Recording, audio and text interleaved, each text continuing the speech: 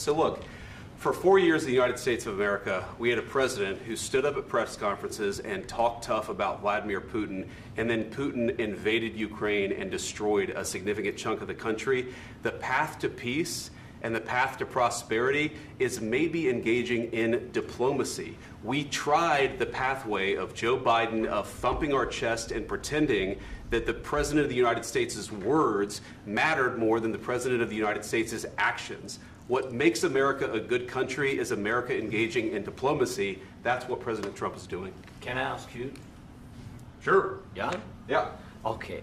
So he occupied our parts, big parts of Ukraine, part of East and Crimea. So he occupied it on 2014.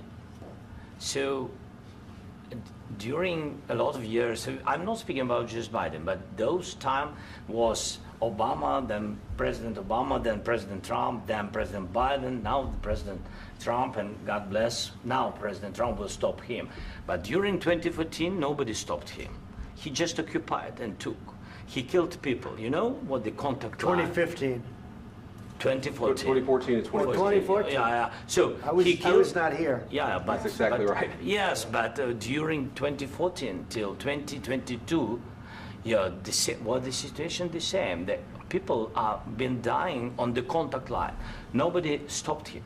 You know that we had conversations with him, a lot of conversation, my bilateral conversation, and we signed with him, me, like a new president. In 2019, I signed with him the deal. I signed with him, Macron and Merkel, we signed ceasefire. Ceasefire. All of them told me that he will never go. We signed him with gas contract. Gas contract. Yes, but after that, he broken this ceasefire. He killed our people and he didn't exchange prisoners. We signed the exchange of prisoners, but he didn't do it. What kind of diplomacy, JD, you are speaking about? What do you mean? I'm talking about the kind of diplomacy that's going to end the destruction of your country. Yes, but if you Mr. President, with respect, I think it's disrespectful for you to come into the Oval Office and try to litigate this in front of the American media. Right now, you guys are going around and forcing conscripts to the front lines because you have manpower problems. You should be thanking the President for trying to bring an end to this conflict. Have you ever been to Ukraine that you say what problems we have?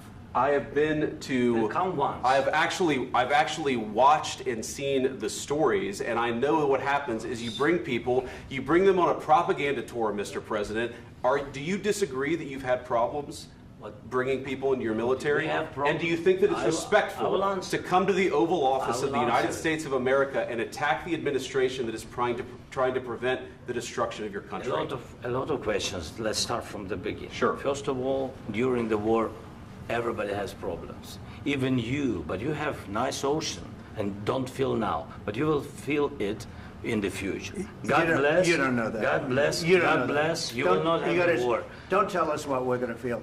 We're trying to solve a problem. Don't tell us what we're going to feel. I'm not telling you. Because you're in no position to dictate that. That's exactly what you're doing. You're in no position to dictate what we're going to feel.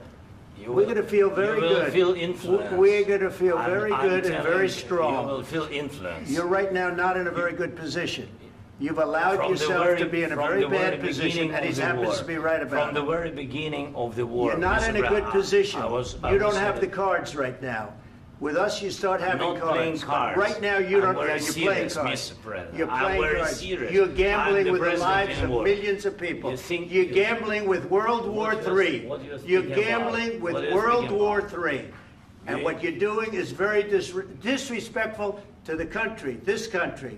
That's back to you. Far more than a lot of people said they should have. Have you said thank you once? This a lot entire of meeting? times. No, in this entire meeting, have you said thank you? Today. You went to Pennsylvania and campaigned for the opposition in October. Offer some words of appreciation for the United States of America and the president who's trying to save your country.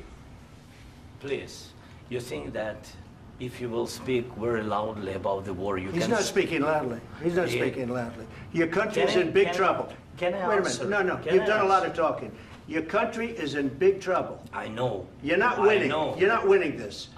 You have a damn good chance of coming out okay because of us. Mr. President, We are staying in our country, staying strong from the very beginning of the war. We've been alone, and we are thankful. I said thanks you haven't in been this alone. cabinet, You and haven't not been only alone. in this cabinet. We gave you, through this said stupid president, $350 billion. You voted we gave for you your military president. equipment, You and you voted men for are your brave, president. but they had to use our military. What about West? If you didn't have You our invited military me- equipment, you invited if me you to didn't speak. have our military equipment, this war would have been over in 2 weeks. In 3 days, I heard it from Putin. In 3 days, this is something Maybe new. less. In 2 weeks, of course, yes. It's going to be a very hard thing to do business like this. I Again, tell you. just say thank you. I said a lot of times thank you to American people. Accept that there are disagreements, and let's go litigate those disagreements rather than trying to fight it out in the American media when you're wrong.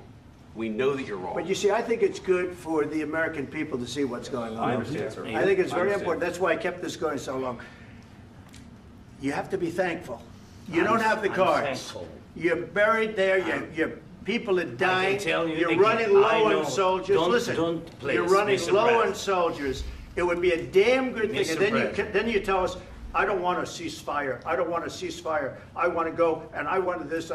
Look, if you could get a ceasefire right now, I tell you, you take it so the bullets stop flying and your men stop getting killed. Of course, we want to stop the war. But you're I saying said- you don't want a ceasefire. But I said to you, I want a ceasefire. with guarantees. Because you'll get a ceasefire faster than an agreement. Ask our people about ceasefire, what they think.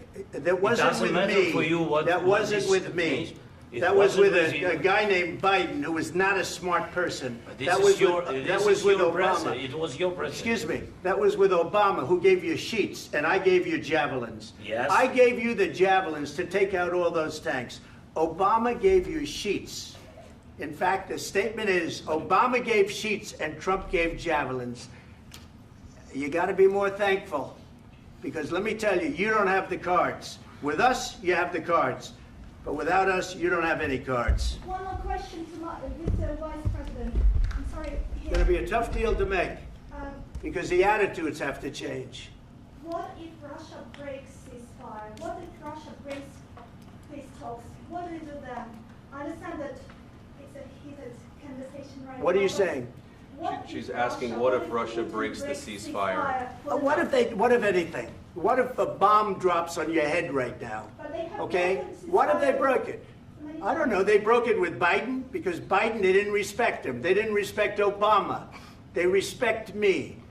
But what Let me tell you, Putin went through a hell of a lot with me. He went through a phony witch hunt where they used him and Russia. Russia. You ever hear of that deal? That was a phony Hunter Biden, Joe Biden scam. Hillary Clinton, Shifty Adam Schiff. It was a Democrat scam. And he had to go through that. And he did go through it. We didn't end up in a war. And he went through it. He was accused of all that stuff. He had nothing to do with it. It came out of Hunter Biden's bathroom. It came out of Hunter Biden's bedroom. It was disgusting. And then they said, oh, the laptop from hell was made by Russia. The 51 agents. The whole thing was a scam. And he had to put up with that. He was being accused of all that stuff. All I can say is this. He might have broken deals with Obama and Bush, and he might have broken them with Biden. He did, maybe. Maybe he didn't. I don't know what happened. But he didn't break them with me. He wants to make a deal. I don't know if you can make a deal.